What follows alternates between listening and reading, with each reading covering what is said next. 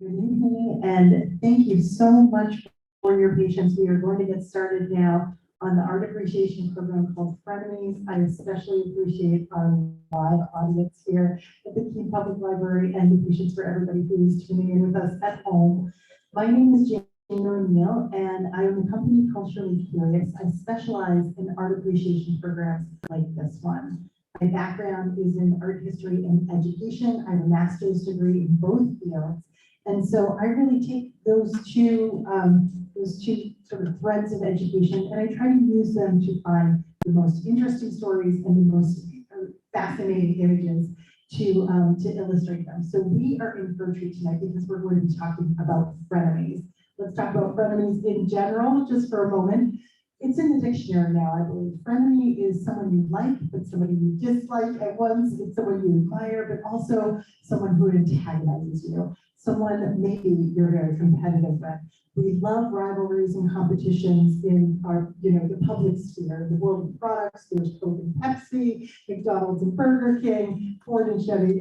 The list goes on and on. But these rivalries are popular attention, and at their best, they spur creative innovation. And that's what we're going to see happening with these rivalries, with these frenemies tonight.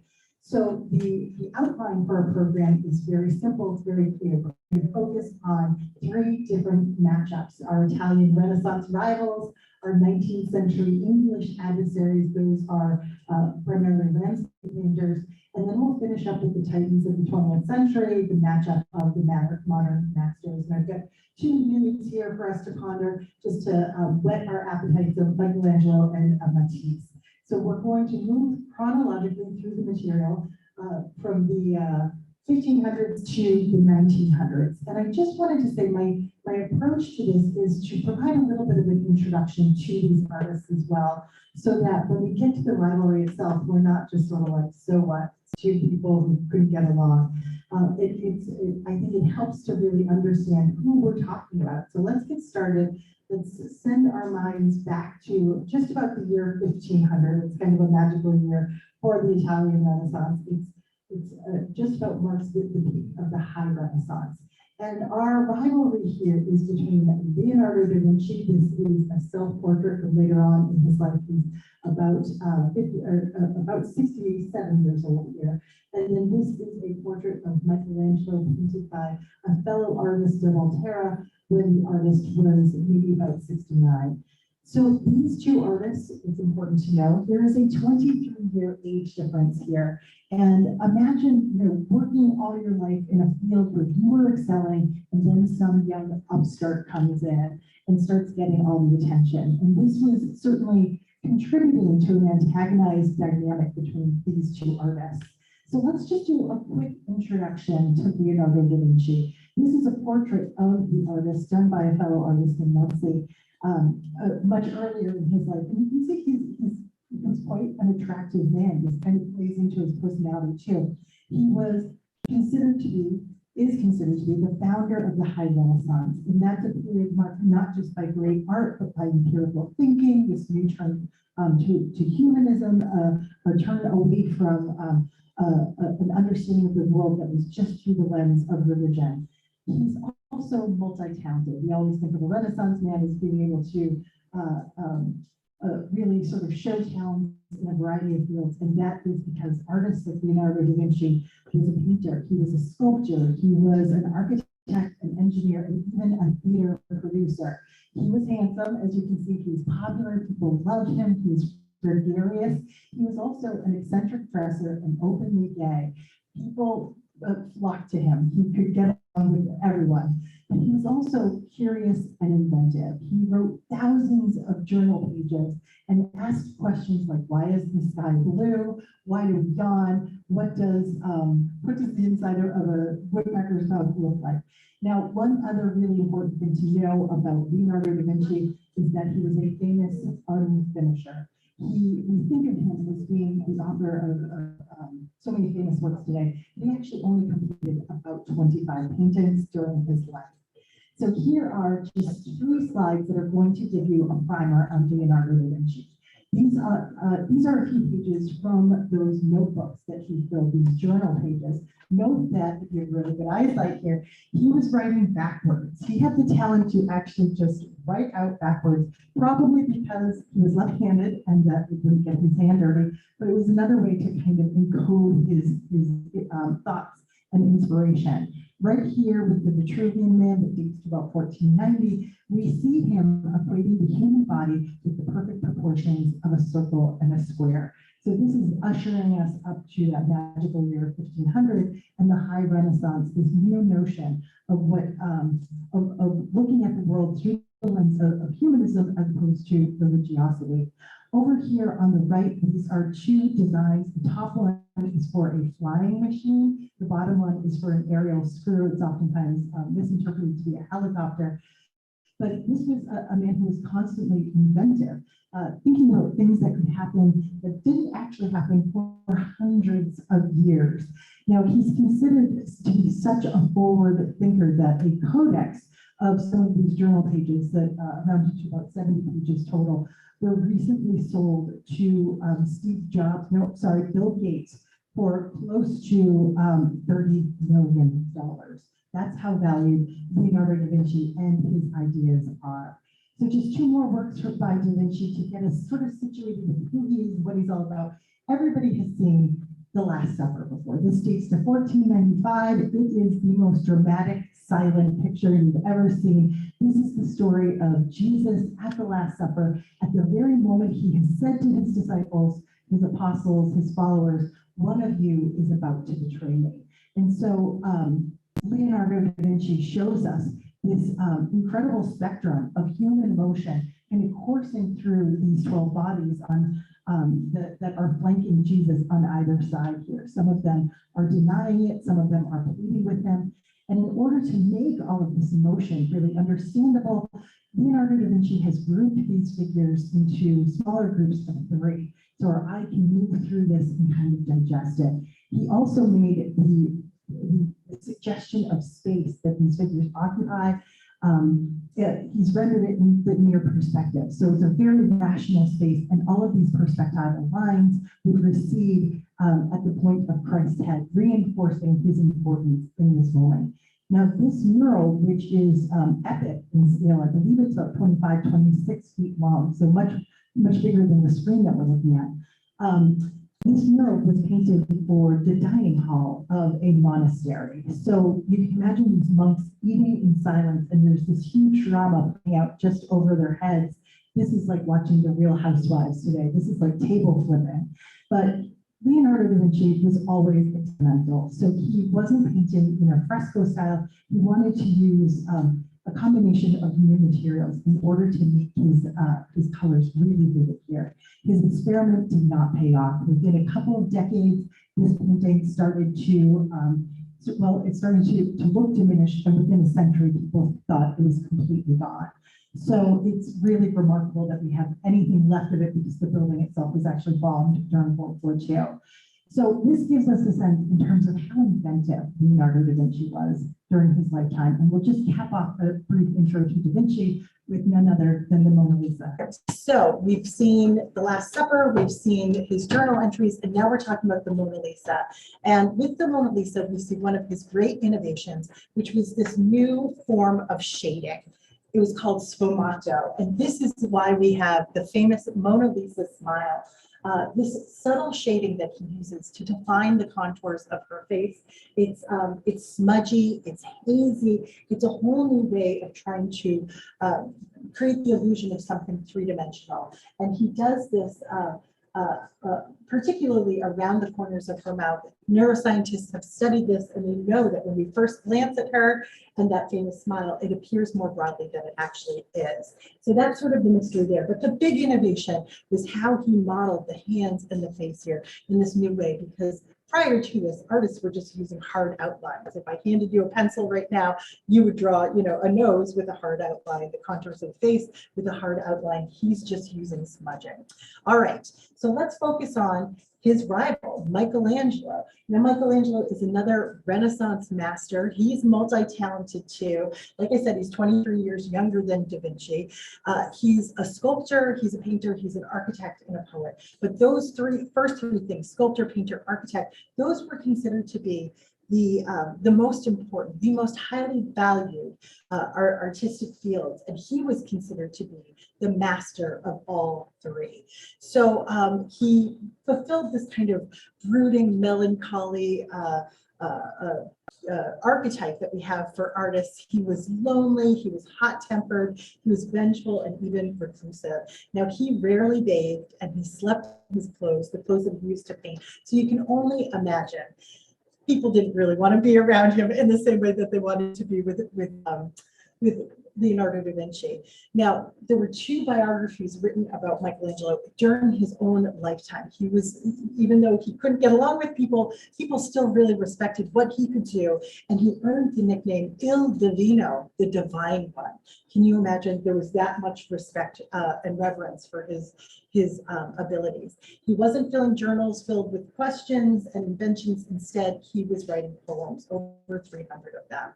So a quick primer on Michelangelo, a quick introduction to his work. He was primarily a sculptor. That's how he thought of himself up until his 30s, really, and the great success of the Sistine Chapel. This is an early work accomplished before the age of 25 for the Vatican. This is a figure group that's called the Pietas. So it's a traditional image within the Catholic Church of the dead Christ after he's been crucified, and he's laid across his mother's lap. Now, it's a study in opposites in so many ways. We have a horizontal figure versus a vertical figure, a nude figure versus a clothed figure, male versus female, etc. Now, artists that came before Michelangelo, they would use this figure grouping as an opportunity to explore really the pain and physical suffering that Jesus had gone through by being crucified. In this case, Michelangelo is emphasizing the perfect beauty, really, of these figures. I mean, Mary here is supposed to be the mother of a 33-year-old man, and she doesn't look a day over 20, right? She's idealized, she's perfect. So his ability to render human flesh and to make these figures ideally beautiful was his way of suggesting their divinity. A big innovation in the High Renaissance. Can't talk about Michelangelo without talking about one of the most famous sculptures in the world. This was accomplished just a few years afterwards by 1504, and this is the 17-foot high sculpture of David. David is another biblical character. In this case, we know the story of David and Goliath, essentially the young boy versus the giant. And the young boy is able to beat the giant with a slingshot, not with a sword. So David was sort of like the mascot for the city-state of Florence at the time. They considered themselves the young upstarts to Rome and the Vatican. And so there were images of David around Florence, and Michelangelo was tasked with making a new David. And instead of sculpting a young boy, a meek little figure who's going to take on a giant, he gives us this perfect specimen of a man with this hyper attention to male anatomy here.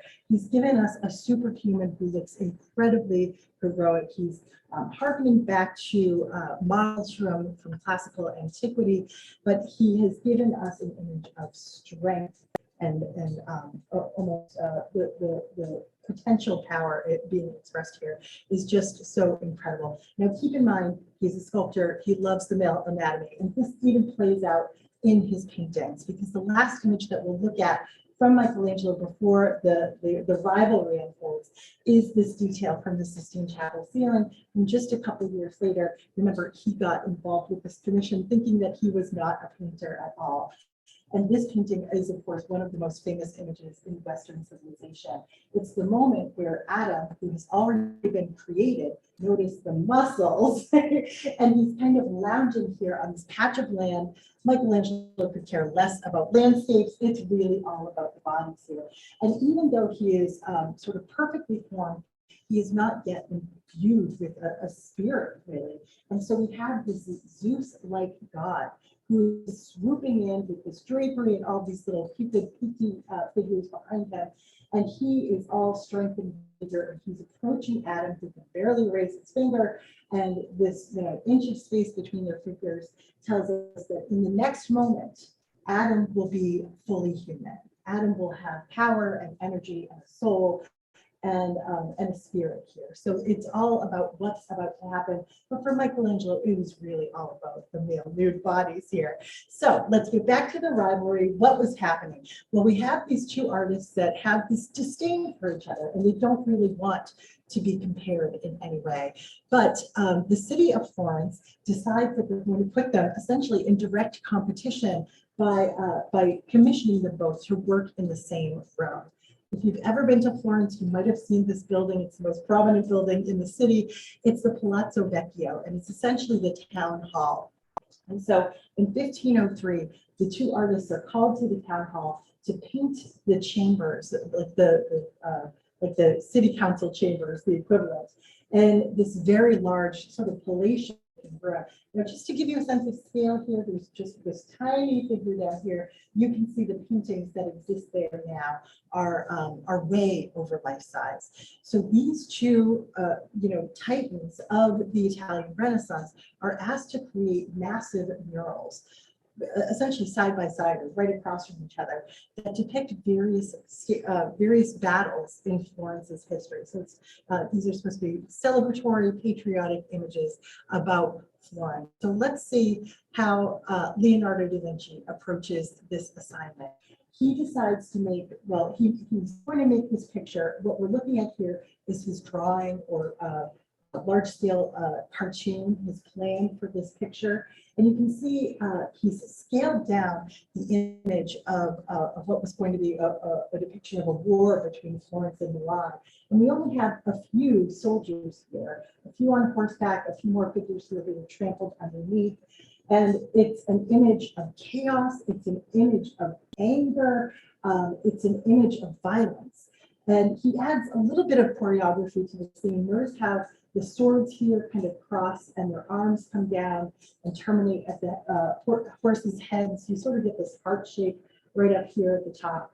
But this picture, when I look at it, it's all about that sfumato. It's all about that blurry shading that he is so well known for because of the Mona Lisa. Here's just another detail of it. Really overwhelming horses. And once again, the emphasis here is chaos. So not to be outdone, Michelangelo is asked to do his own war scene. And I believe this was going to be an earlier battle. It's going to be about a conflict between Florence and Pisa. And so this is his cartoon, his drawing of what his mural was going to look like. And we're not actually seeing a battle here. There's no fighting whatsoever. Instead, Michelangelo decides he's just going to show the Florentine army being surprised by their enemies while they're all out bathing. So for Michelangelo, this is an opportunity to show as many male nude bodies as possible. And you can see he really has fun thinking about all of the strange positions he can put them in as they're emerging from the water and getting ready to fight. I just love the hands coming out of the water here too. Now, Michelangelo is so obsessed with muscles. He's adding in muscles that don't even exist on many of these figures. And it's always kind of fun to spot these figures that just look like they're covered in lumps and bumps like this. So then what happens between this rivalry? Well, I told you before, Leonardo da Vinci was a famous unfinisher, and he did not like having to work in the same space as Michelangelo. So he was also a continual innovator. When he went to paint his picture, he decided he was going to blend wax in with his pigments. And that created a real problem because his painting wasn't drying. He also got up on this whole tangent where he wanted to create some sort of new scaffolding structure to get up and down. But in the end, his painting's not drying. And so he brings out these torches basically to help it dry. But because there's wax there, it just starts melting down the wall. Leonardo da Vinci was like, I'm out of here. This is way too embarrassing. And he leaves town. And then Michelangelo decides he's not going to finish either. And really, the only reason that we know that this competition that never really came to be ever happened is because their cartoons were left behind. And about a generation of young aspiring artists went there, studied these cartoons, and made copies of them. Eventually, I think the cartoon that Michelangelo had left behind was cut up into tiny pieces so people could take their own Michelangelo treasure away. So who wins out in this rivalry? And who am I to say who's better than Michelangelo or Leonardo da Vinci? But I will make this call just for fun. I'm going to say that Leonardo da Vinci has won this rivalry, at least in today's eyes. That's the reason why Dan Brown could sell 80 million books, and the reason why this work over here, which is alleged to be Leonardo da Vinci, if it is a da Vinci, it's heavily reworked by many other hands. The reason that painting could sell for $450 million. I think in the public's eye today, he's probably more revered because he had, this multitude of skills, not only in the arts, but around them as well. So I think he wins this battle. Let's take a look at our next round, our 19th century English adversaries. So we're talking early 19th century. We've got two artists here, John Constable and J.M.W. Turner. Now, these artists, unlike our Renaissance rivals, they were direct contemporaries, born about a year apart. And they were very well aware of each other's careers. And they're kind of jumping through hoops of the Royal Academy, which was not just a school, but also like the sales mechanism for working artists of the day. They're kind of jumping through those hoops around the same time, very aware of what each other are doing. So let's start with a brief introduction to John Constable. We can see him in a self-portrait right here. He's sort of our Da Vinci in this round. He is the son of a well-to-do mill owner. He's gregarious, he's married, he's got 7 children, he's a devoted father, he's well-dressed, he's handsome. And the thing about Constable is that he never went far from home. He really liked the area that he grew up in. So even today, Essex and Suffolk in England, it's called Constable country. So he would just kind of, walk away for a day, paint a picture, and walk back.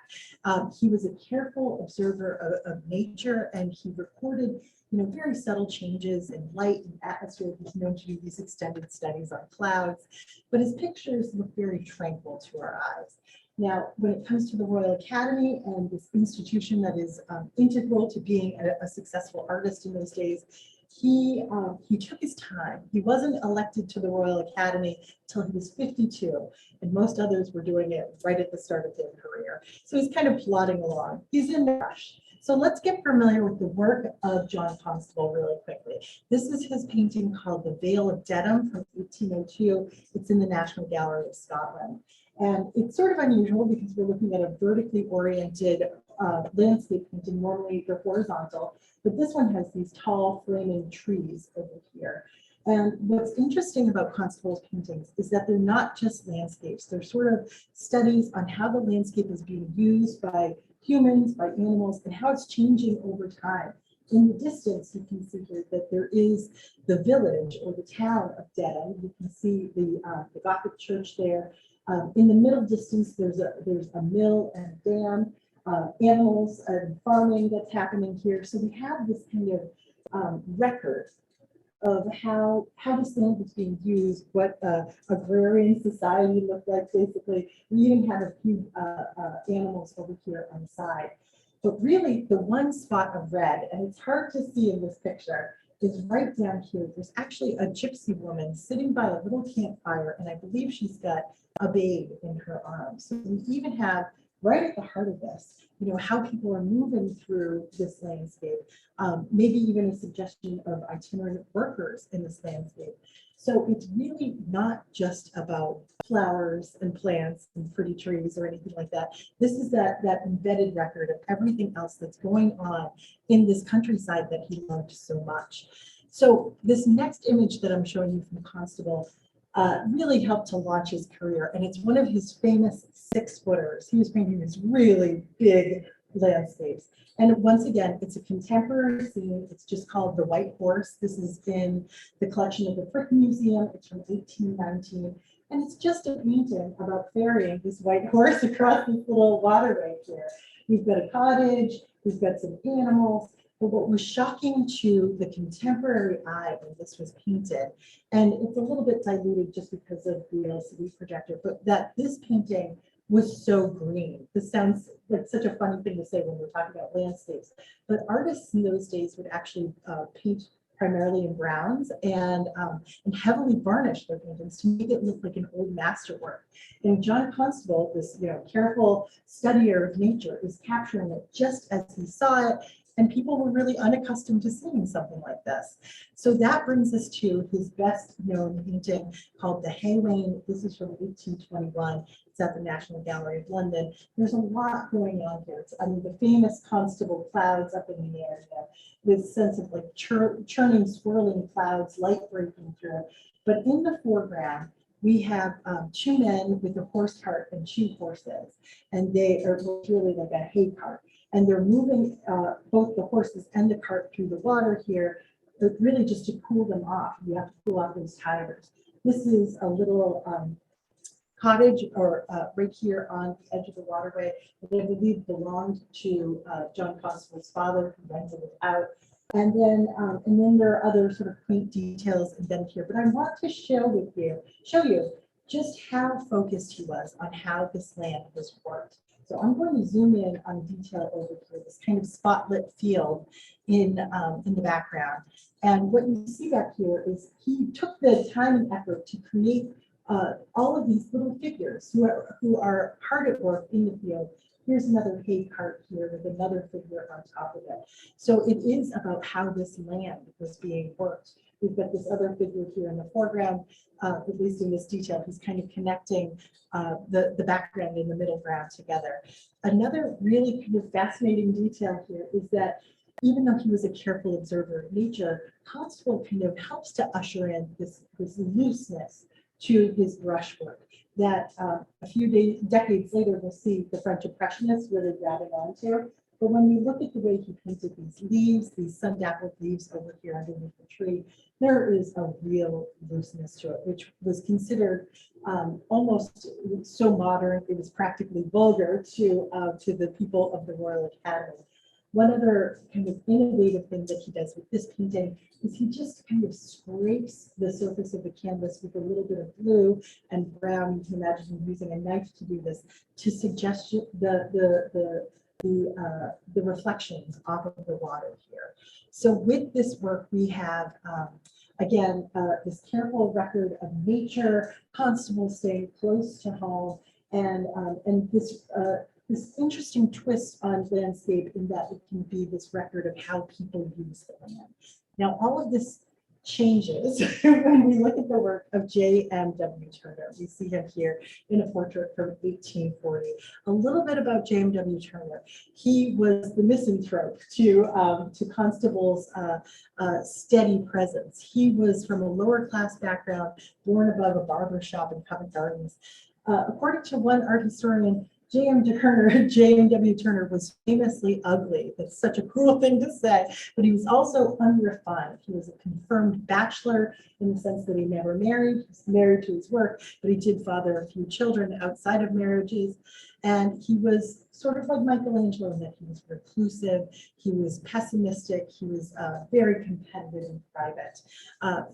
He was a prodigy in the arts and he worked very hard at it, and he jumped through the hoops of the Royal Academy quickly, so much so that he was elected at a young age. He became a professor and then would even stand in as the president of the Royal Academy. So he is kind of working the system for his artistic career. Now, unlike Constable, Turner was happy to travel far from home, and he used that as inspiration for some of the most wild compositions you could ever imagine. What we're looking at here is called Snowstorm, Hannibal and His Army Crossing the Alps from 1812. This is at Tate Britain. It's 8 feet long. So this is on an even grander scale than Constable was painting. And this is in no way about the careful observation and recording of nature. This is not trying to capture a tranquil scene that seems familiar. This is inventing, and this is doing it with very wild, loose brush strokes. So in the foreground here, there's supposed to be some tribesmen that give us a sense of scale. Hannibal's army is way down here. You might even be able to see some elephants there. But the star of the show is this big black cloud that is folding in over itself, about to blot out the sun. I love that he gives us a little patch of blue sky here. So in this case, the landscape is almost secondary to the crazy weather here. And Turner definitely uses weather to create terrifying landscapes. We see it again in his famous painting, The Slave Ship from 1840. We're so lucky that this one is in America down at the Museum of Fine Arts. And this one really teaches us a history lesson as well, because as the slave ship is heading into a typhoon, this kind of scary weather where the sky is a little bit golden and a little bit fuchsia and purple, the slave ship owners have thrown over the dead and dying slaves from their ship. You can see those hands and feet thrashing in the water in the middle of the Atlantic Ocean, and then these terrifying fish, I think imagined kind of fish, are coming in for this feeding frenzy here. So this is really about the terror of not just the storm that's approaching, but of man's inhumanity to man as well. And it's all done with this kind of visionary landscape and this wild loose brushwork. The last Turner painting I wanted to share with you is called Rain, Steam, and Speed, Great Western Railway from 1844. We are looking at a railway here that is coming out directly at us, and we are supposed to feel like this train is barreling into our space in the midst of this wild storm. We can just see the faintest suggestion of the city that's behind it. If you have really good eyes, this is an open train. So these people are flying down the train tracks with the wind and the rain and the snow in their faces here. Turner was a professor of perspectives, which is why you could get an image like this that packs this kind of special punch. Now, our rivalry, Turner, Constable, how did this all play out? Like I said, they're exact contemporaries. They knew each other. They didn't necessarily go in the same circles, but occasionally they'd sit down and have dinner and talk shop. And apparently they had one thing in common, and that was they loved to talk about Turner's work. I think Constable always had a little bit of an inferiority complex when it came to Turner, and Turner was so kind of self-involved that that's all he wanted to talk about too. So things come to a head between these two artists with an annual summer exhibition for the Royal Academy that was at a place called the Somerset House. This is just an image to get us to imagine what this annual exhibition would look like. Now, the members of the Royal Academy were a given year a part of the group that would hang these exhibitions. So there was a lot of power in deciding where things would hang. You don't want to paint a tiny picture and have it way up there. Nobody's going to buy it. So one year, Constable was on that hanging committee, and he did a disservice to Turner's work. The following year, these two artists were going to be side by side. So it's really like coming toe to toe. So they are to exhibit these two works. This one over here is our Constable. This one over here is our Turner. And the artists get a couple of days before the exhibition opens, furnishing days, where they can go in and touch up their works and put on a coat of varnish. But you can imagine during the travel, with a lot of paint gets worn off. So Constable is giving us this history painting. It's epic in scale. There's all of these boats. There's this incredible sky with the light pouring through, buildings over here on the left. And Turner is giving us, in comparison, a rather sparse seascape. Now, as these two artists are kind of wildly touching up their paintings, well, I should say Constable was wildly touching up his painting. Turner comes into the room. All of the artists are working, and everybody sort of stops and looks at him. He walks over to this picture, he takes out some red paint, he just kind of squirts it on the canvas and walks away. And people were shocked. In fact, Constable wrote to his family, Turner has fired a shot, because Turner came back almost a day later, worked that little red dot into a buoy, added this really nice kind of visual interest right there at the foreground of his painting, and created a really kind of stunning composition. So when we compare these two works, it's sort of like comparing Microsoft with apple over here. There's a sparseness, but a sleekness to what Turner had done. And Constable knew right away he had lost this rivalry in this case. And unfortunately, he's even lost it in the minds of the people of the UK. They were recently polled on what their favorite work of art was, and the poor old Hayway came in second to Turner's picture over here of a decommissioned warship. But, you know, it has all the classic Turner. It's got the visionary sky and that really loose brushwork. And unfortunately, Constable's, you know, tranquil little scenes are the stuff of chocolate boxes now. poor Constable. All right, so we will finish up now with our look at our matchup of modern masters, our titans of the 20th century. We are, of course, talking about Henri Matisse and Pablo Picasso. Now, we've talked about age difference a little bit with these two, with all of these matchups, and these two artists, Matisse is about 12 years older than Picasso. And you know, Picasso is a real revolutionary. So if somebody younger like that comes into your world and starts shaking things up, it's easy to resent them. So let me introduce you very quickly to Matisse. And let me also tell you, it was very hard to find a picture of him smiling. He took himself pretty seriously. Now, he was somebody who came to art in a roundabout way. He had studied to become an attorney. He got sick and he was painting while he was recovering. And he described it as like finding a kind of paradise when he started painting. So he did away with a career in the law, which I'm sure his family was really happy about. He was a married man and a family man, and he becomes a leader in this modern movement called Fauvism, which we'll be looking at. It uses color for expressive purposes. Matisse himself was really rigorous and meticulous in his approach to painting. And we'll see how this plays out. Let me give you an introduction to some of his most famous works. This is a painting from 1905, simply called Woman with a Hat.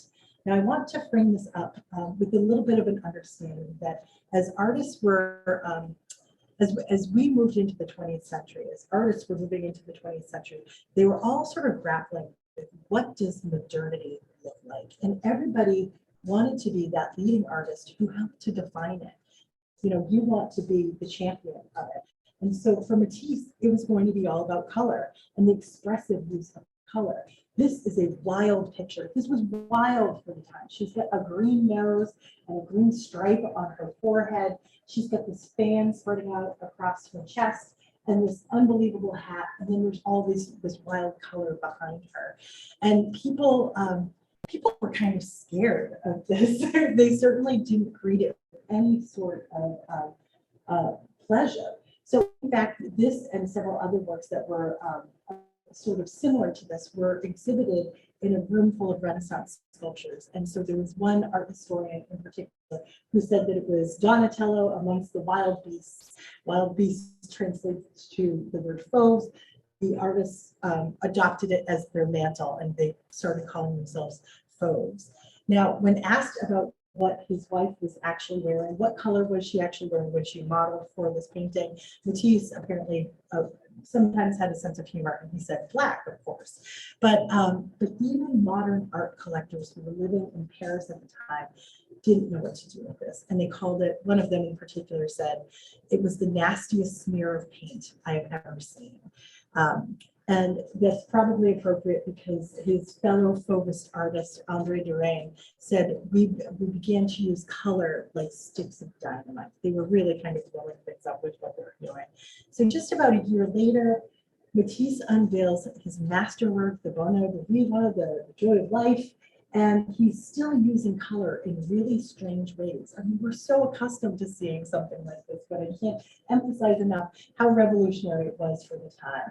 So we've got people who are purple and green and yellow, but with the kind of familiar subject matter, this kind of Arcadian setting that allows us to look at and observe these new bodies. And then there's this big shift in scale and perspective with these tiny figures in the middle ground who are dancing in a circle here. Once again, people didn't know what to make. Matisse's dealer said this painting was greeted with an uproar of jeers, angry babble, and screaming laughter. Can you imagine being the artist in that room? That would be tough. Within the space of a few years, people did come around to this. And they began to appreciate it a little bit more, but it was still something that that people really fully struggled with. So he is advancing, Matisse is advancing this idea of the importance of color and how color can be so expressive. This is his 1908 painting called The Dessert, or Harmony in Red, a painting that is almost entirely monochromatic, and it flattens out the picture. It also flattens out the picture that have the same pattern on the wallpaper as on the tablecloth here. But it's not really a picture about anything other than giving you this kind of memory or sense of our associations with the color red. And in this case, he wanted it to be warmth, he wanted it to be love. It gives us a little bit of a respite with a green landscape over here, which might be a window, might be a painted picture hanging. But this is how he thought the 20th century would proceed. It would be all about color. Enter Pablo Picasso. I love this picture of him. It's Picasso with red hands, a silly picture of him from 1952. Now, unlike Matisse, who was studying to be a lawyer, Picasso grew up in a family of artists. Supposedly, his very first word was the word pencil. Now, he had a long and continuously innovative career. Whatever field you're in, if you have one good idea, you're lucky. Picasso had a ton of them. But he was also a womanizer, he was impulsive, he was indulgent, but he brings to us this idea of cubism. And this idea that what will define modern art in the 20th century is really the flattening of three-dimensional forms, not color. He basically begins to drain his pictures of color. So this is his infamous picture called Demoiselle d'Avignon. It's in the collection of the Museum of Modern Art, painted in 1907. Picasso had already mastered realism at this point. He needed something else to work on. So he begins to experiment with describing three-dimensional forms in new ways. We've come full circle from the Mona Lisa at this point. Da Vinci was trying to make something that looked three-dimensional. Picasso is trying to flatten it out. So with this image, he is showing us 5 nude women, probably at a brothel. There's a little fruit still life down here. And he's not making them sensual or alluring. They're supposed to be a little bit terrifying. 2 of them over here, their faces were inspired by African masks that Pablo Picasso had seen. Notice how he's not really consistent with how he's describing their bodies. This woman's breast over here is simply just a square with some green shading on the side. This woman's breasts are white lines over here, they're black lines. This woman's leg almost looks like a prism. So he's fragmenting the picture plane, he's flattening these bodies, he's almost making things decorative in some ways. Picasso's art dealer at the time declared, "This is the work of a madman." People didn't know what they were looking at, but they saw this sort of thing either. And you know, these artists would torture themselves with this attempt to create something novel here.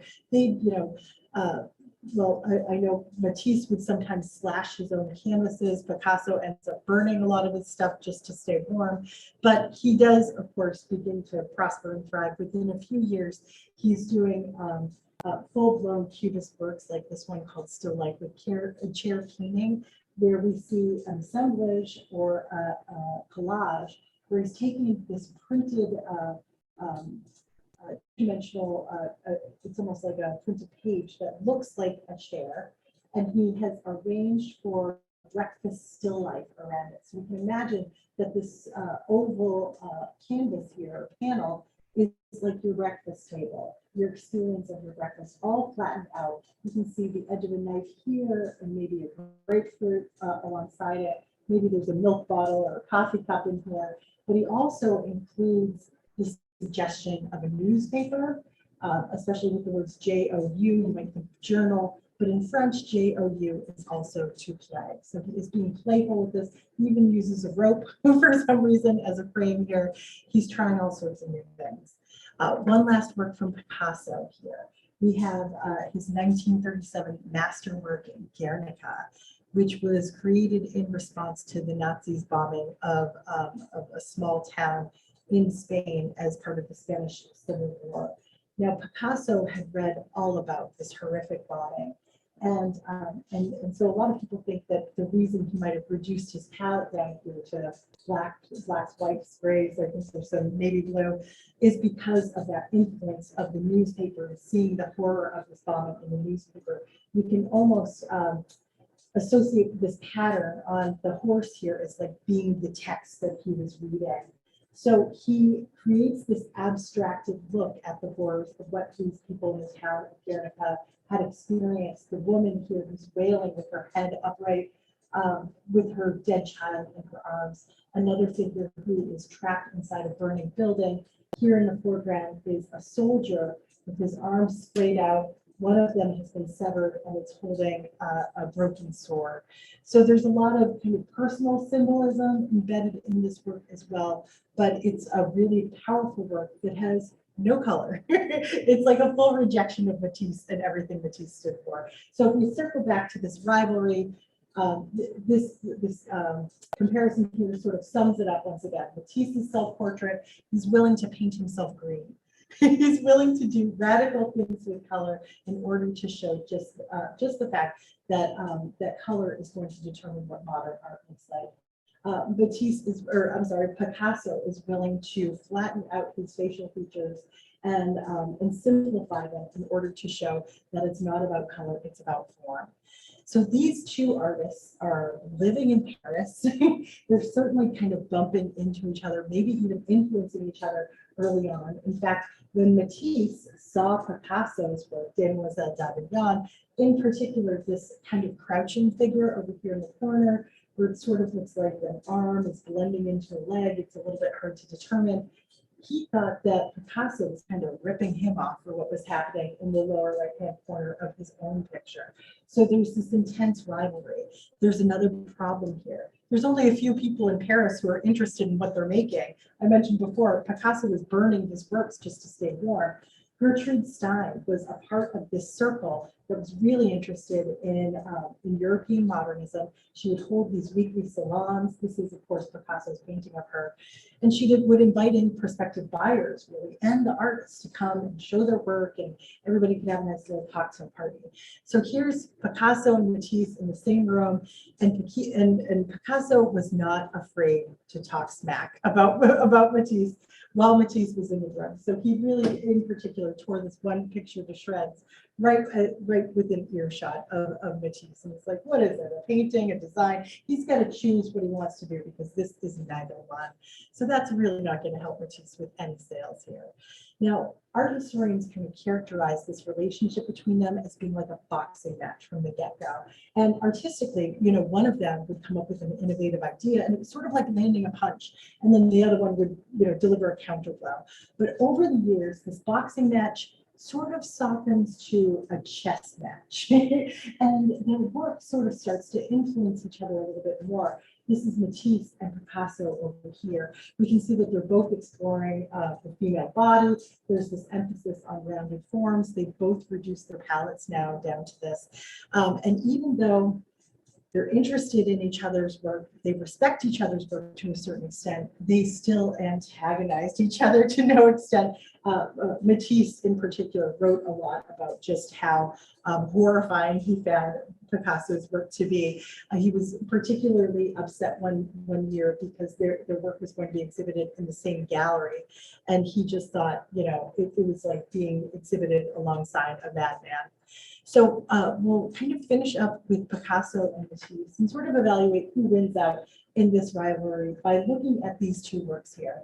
The image on the left is a classic Matisse. He had this kind of favorite composition of an interior setting with a beautiful woman often reading, a couple of still life elements, and then almost always a window at the back of the room that releases us to a beautiful landscape beyond. And the year that Matisse died, Picasso created this image, and it's simply called The Studio. And it's a very similar format. It's an interior setting with some still life elements, a window in the back releasing us to a beautiful landscape. But in this case, The easel, the canvas on the easel is empty. The artist's chair is empty. So it's sort of like an homage to his fellow artist here. Picasso said in his old age, you've got to be able to picture side by side everything Matisse and I were doing at the time. No one has ever looked at Matisse's painting more carefully than I did. No one ever looked at mine more carefully than he did. So in some ways, you could call this a toss-up. They both were incredibly influential in the 20th century. I'm sure Picasso's work goes for more, but I also have a feeling most of us would rather live with a Matisse than a Picasso. So it's a little bit of a toss-up. We'll just end now with a couple of big ideas to wrap up.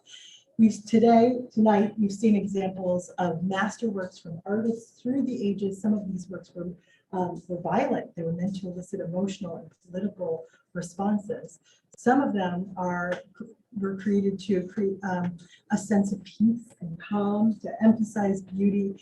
But basically, we could not go from the Mona Lisa to the Woman in the Hat without these artists challenging each other and sometimes antagonizing each other along the way, pushing each other to new heights of creativity. So I will end there for now, and I welcome any questions or comments you might have about these rivals. It's a lot to internalize. Were you familiar with all these artists? Yes. Any favorites for you here tonight? Yes, I'm right there with you. I'm very attracted to the work, but his personality seems a little bit egotistical, maybe. But I'm right there with you. I love his paintings. I've always been a big fan of Turner. Of who? Turner. Oh, I know. I feel like there's a Turner Renaissance that's happening right now. There's I'm not sure if it's still at the MFA, but there's a big show at the MFA. And people are just talking, he's like in the ether. People are interested in Turner right now. He was way before his time. Right. You know, I mean, he was just kind of in his own world in some ways. Yeah. I also, I remember in college reading The Art of Rivalry. And so this just reminded me of that experience. There you go. Looks like we don't have any questions from online. All right. Well, I always love to tell people if you have questions or comments after the fact or corrections, please feel free to get in touch with me at my website, which is I Am Culturally Curious. I also have a slate of other upcoming programs. Most of them are virtual, and I have all the links on the website too, so you can easily register for them. So I always love to hear from people, so feel free to be in touch. Thank you so much. All right, it's my pleasure. Have a great night.